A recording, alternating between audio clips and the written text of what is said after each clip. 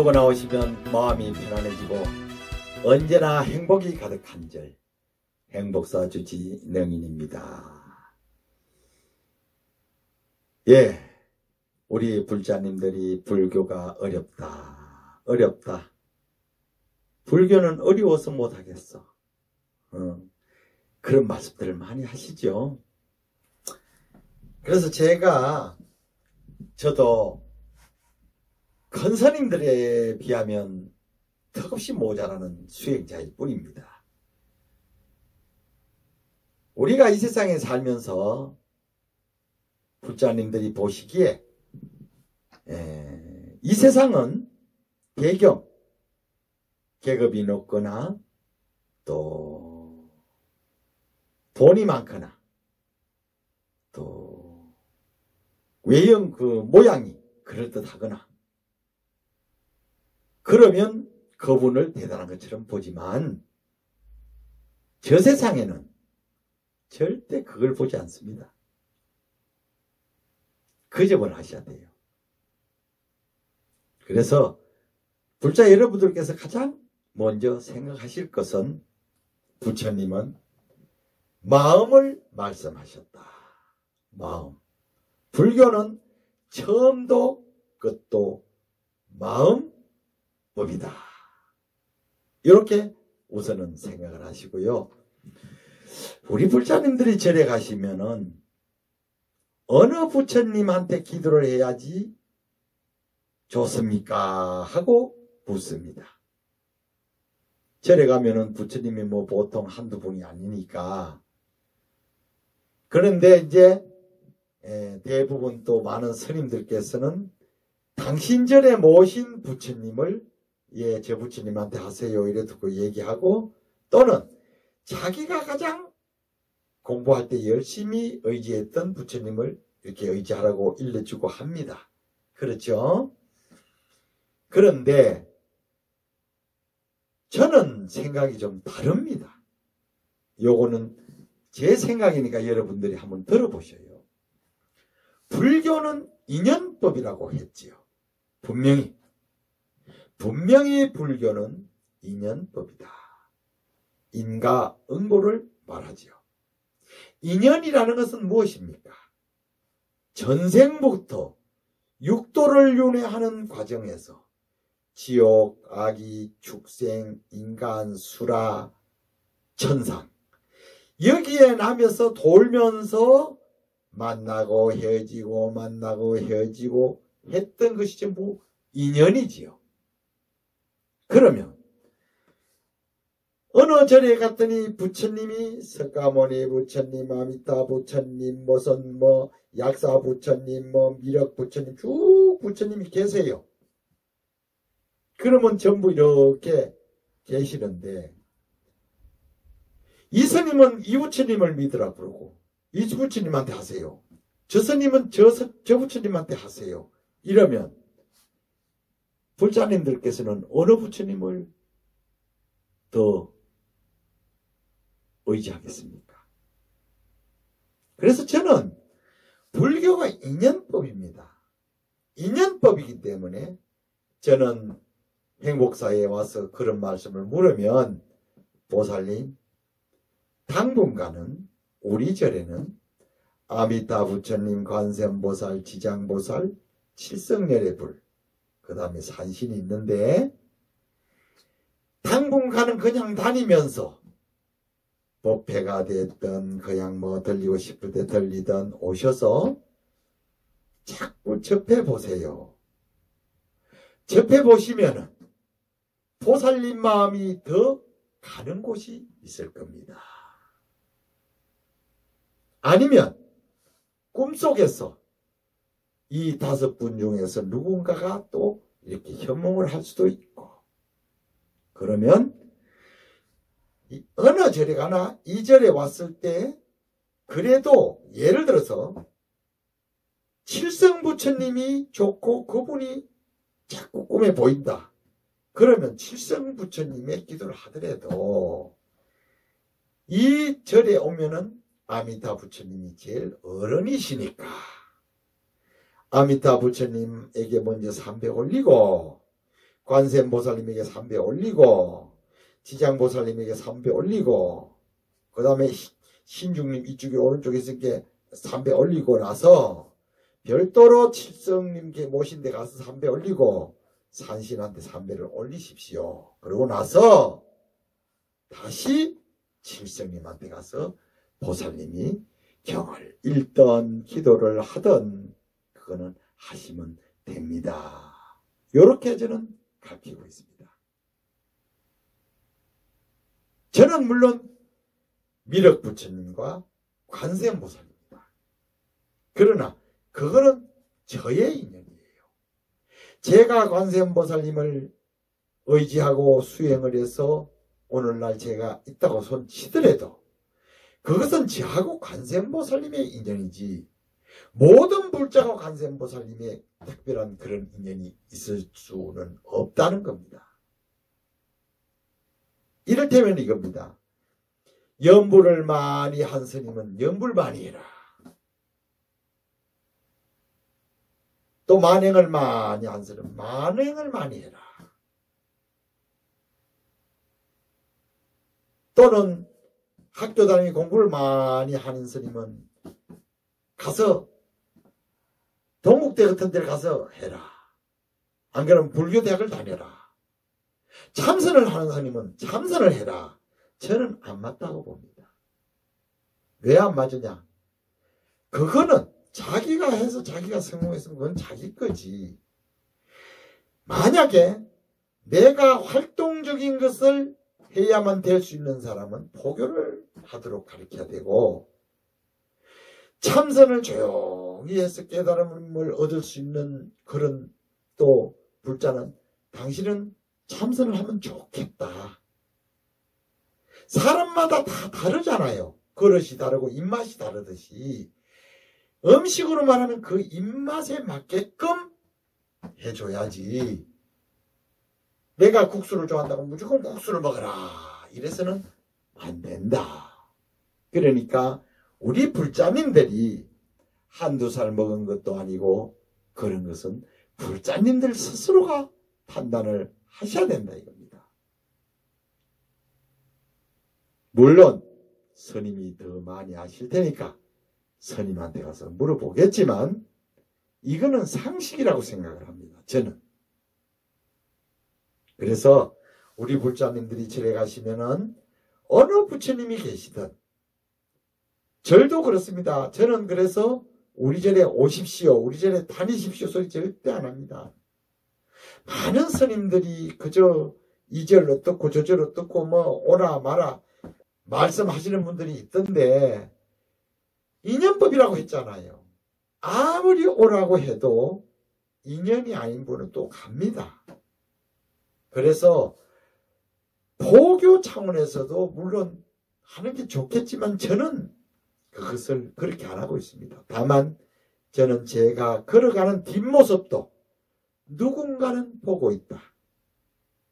그러니까 앞에 보이는 앞모습만 생각하지 말고 내 뒷모습을 누군가가 지켜보고 있다. 그리고 주변에 있는 모든 분들을 저는 신중이라고 생각을 합니다. 이웃 사람이라고 생각을 합니다. 그리고 하다못해 우리 행복사에는 뒤에 419 이렇게 산이 북한산 산기슬이 있는데 새벽이 되면 새가 와서 울고 뭐 고양이가 다니고 뭐 그렇습니다. 그러면 그들도 전부 신중이라고 생각을 합니다. 저는. 그렇기 때문에 여 419의 행복사에 오시면은 어떤 경우가 있냐면 뭐가 다르냐면 여기 조그마한 요래 인법당으로 했는 이런 암자절 이게 많습니다. 그러나 전부 대문을 닫아놓고 삽니다. 그렇지만 저는 아침이면 열고 해가 지면 닫습니다. 왜? 누구든지 와서 목마르면 물이라도 한 잔 달래서 먹고 가고 절이라는 데는 개방이 돼야 된다. 그런데 어려운 거는 있어요. 노숙자나 그 이상한 행색을 한 분들이 갑자기 와서 뭐 이걸 달라 저걸 달라 하면 제가 없을 때는 도살이 상당히 두려워하고 그런 게 있어요. 그래서 다른 곳은 전부 문을 닫고 삽니다. 그런데 그래서 항상 그럴 때는 뭐 이렇게 해라 저렇게 해라 제가 얘기를 하고 있습니다만은, 그렇다고 해서 가끔 있는 그 일 때문에 절문을 탁 닫아놓고 벨 눌리야 누군지 확인하고 문을 열어주고, 글쎄 과연 그래야 되나, 저는 그렇게 생각을 하고 있습니다. 그래서 우리가 무언가가 옳다고 생각하면 실천하는 것이 쉬운 일은 아니더라. 예. 그리고 많은 분들이, 노숙자들이 와서 돈을 달라고 합니다. 저는 돈은 절대로 주지를 않습니다. 이런 거 거짓말할 필요가 없어요. 왜? 밥은 있으면 달라면 줍니다. 그러나 돈은 안 줍니다. 제가 강동의 백운사에서 부전생활을 할 때 거기 노숙자들이 많이 왔는데 노숙자들을 많이 겪어봤어요. 밥을 달래서 밥을 주면 밥을 먹고 가는데 배가 고파서, 돈을 달라는 사람은 그 돈을 가져가서 술을 먹고 와서 행패를 또 부려요. 그리고 나중에 와서는 여기에 휘발유 한 말만 하면 저거 잠깐 타겠네, 법당, 뭐 이런 식으로 겁을 줍니다. 결국은 뭐냐, 진짜 배고픈 사람은 밥을 줬지만 그 밥도 주면 자기만 와서 먹고 가면 되는데 나중에 가면 막 줄줄 달고 와요. 그러니까 어떠한 원칙이 있어야 됩니다. 우리가 좋은 일 하지만 그 사람이 힘을 얻어서 일어나도록 해줘야 되는데 계속 달란다고 주면 그 사람 죽이는 일이라고 저는 생각을 하는 입장입니다. 몇 번 주면서 그 사람의 행동을 봅니다. 아, 뭔가 자리 발라고 노력을 하나 안 하나. 영원히 여기 와서 그러고 저 집에 가서 거짓말하고 또 그러고 저 집에 가서 거짓말하고, 이거 알면은 저는 그때부터 혼을 냅니다. 그럴 수밖에 없습니다. 제가 아깝고 그가 불쌍하지 않아서가 아닙니다. 정신 자체가 무너져 가고 있는 것은 정신이 번쩍 들게 해주는 것이, 그것이 보시라고 생각합니다. 오히려. 그래서 그 사람이 만약에 다시 재활할 수 있다면, 일어날 수 있다면 그보다 더 좋은 것은 어디 있습니까? 모 가수가 작곡가한테 사기를 당해가지고 돈을 날리고 노숙자가 됐는데, 제가 이름은 밝히지 않습니다. 그러더랍니다. 연세 드신 노숙자가, 자네는 지금 나이가 젊은데 앞으로 재기를 해도 몇 번은 할 수 있는데 왜 이렇게 무너져 가느냐. 정신 차리고 빨리 다시 한번 시작해봐라. 그러면 분명히 성공할 것이다. 그래서 다시 시작해서 유명한 가수가 됐지 않습니까? 그때 만약에 누가 불쌍하다고 밥이나 자꾸 주고 그래 불쌍하다고 했다면 계속 막 빠져들어가는 거예요. 그래서 우리가 좋은 일도 밥을 줘야 되는지, 저 사람은 해초리를 때려줘야 되는지, 저 사람은 약을 줘야 되는지, 저 사람은 옷을 줘야 되는지 우리가 가려가면서 해야 된다. 저 사람은 한 차례만 해초리를 때리면 일어나서 재기할 수 있는 사람이라면, 여러분들이 만약에 밥을 계속 주면서 안쓰러워하면 그 사람은 영원히 폐인이 되고 말 것이다, 이런 생각입니다. 제 생각은 그렇습니다. 그래서 저는 그렇게 하고 있습니다. 그러니까 여러분들도 어디 가나 불교는 인연법이라는 것을 생각을 하시고, 내가 여기 온 것도 인연이요, 저기 가는 것도 인연이요, 내가 고통받는 것도 내 인가 업보요, 이렇게 생각하면 누굴 원망할 일이 없어져요. 부처님은 바로 그것을 인정하라는 겁니다. 인정하고 내가 잘못한 게 있으면 빨리 받겠다. 그러면 여러분들 그러죠. 내가 세상에 태어나서 못된 짓 한 게 없는데 내가 뭘 잘못했는데, 그게 아니라 육도를 윤회하는 과정에서 전생에 내가 지어놓은 업장을 이 생에 지금 받고 있는 것이다, 이것입니다. 여러분들 잘못 지금 저질러도 매일 탄로나는 거 있고 1년 후에 탄로나는 거 있고, 그렇죠? 그런 식으로 전생에 지은 걸 이 생에 받고 있다, 이 말입니다. 자, 오늘의 핵심은 절에 가서 어느 부처님을 의지해야 더 기도도 잘 되고 효과가 있을까 하시는 분들, 부처님 또한 인연법이라 내가 전생에 어느 절에 다니면서 관세음보살 기도를 많이 하고 관세음보살을 의지했다면 이 생에 관세음보살이 좋을 것이고, 내가 전생에 지장보살을 의지하면서 기도를 많이 하다 죽어가지고 다시 사람으로 태어났다면 지장보살이 좋을 것이고, 그렇습니다. 그러니까 절에 가보시면 부처님 이름을 듣거나 부처님 상호를 보거나 부처님을 보고 설명을 쭉 듣고 나면 몇 번 가셔요. 몇 번 가셔서 그러면 본인이 마음에 가는 부처님이 분명히 있습니다. 그러면 이 절에 있는 지장보살이나 저 절에 있는 지장보살이나 똑같습니다. 그러니까 꼭 이 절, 저 절, 그 부처님 이것만 따질 일은 아니고, 지장보살은 대한민국 모든 지장보살이 다 똑같다 생각하시고, 이 절에 지장보살은 영험이 있고 저 절에 지장보살은 영험이 없다, 이래 생각하시는 것은 잘못이에요. 우리 보살님들 특히 가장 어리석은 게 뭔 줄 압니까? 누가 그 절에 가면 영험 있다 하면 막 그냥 물불 안 가리고 그냥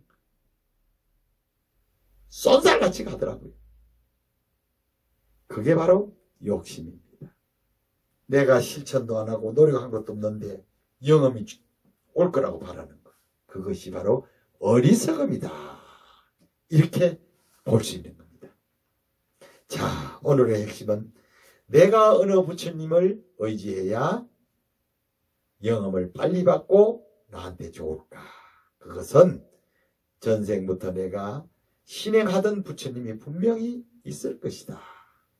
있었기 때문에 불자가 됐고, 그 부처님은 분명히 내가 보면 마음에 고연히 나는 저 부처님이 좋아하는 생각이 들게 되어 있습니다. 그러니까 여러분들 내일부터는 당장 절에 가시면 그냥 뭐 남이 하니까 아무데나 대고 그냥 부처님이라고 했고 복복복 절하고 뭐 주인이 누군지도 모르고 그렇게 하시지 말고, 옛날에 그런 말 있죠. 조상집에 가서 남이 오니까 웃다가 오늘 이 집에 누가 죽었어 하는 식으로 그런 신앙을 하시면 안 되니까, 그렇게 내일부터는 그래 내가 이 생에서 어느 부처님을 더 많이 믿고 따르고 의지하고 그렇게 신행을 할까 하는 것을 생각을 하시고, 보편적으로는 60 이전에는 관세음보살님 신앙을 많이 하는 편이면 60이 넘으면은 지장보살하고 아미타불을 많이 의지합니다. 이 두 분은 사후의 부처님이기 때문에, 지장보살은 현세, 관세음보살은 현세 보살이기 때문에 그렇습니다. 그리고 또 특별히 몸이 많이 아픈 분들은 약사열애불을 의지하는 것도 있고, 그 다음에 우리가 뭐 이런 자잘한 사고나 이런 것을 많이 갈 때는 또 산신을 많이 의지하는 경우도 있고, 그러니까 여러분들께서 적기적소에 따라서 이렇게 여러분들이 마음이 가는 대로 스님한테 여쭙되 여러분들 마음도 참작을 하시라 하는 것입니다. 잘 아셨죠? 그렇게 해서 부디 보살님들이 부디 진정한 불자로 거듭날 수 있도록 그러한 불자가 되기를 두 손 모아서 기도드리겠습니다. 자, 다음에는 또 다른 주제를 가지고 여러분들 찾아뵙도록 하겠습니다. 여러분 행복하십시오.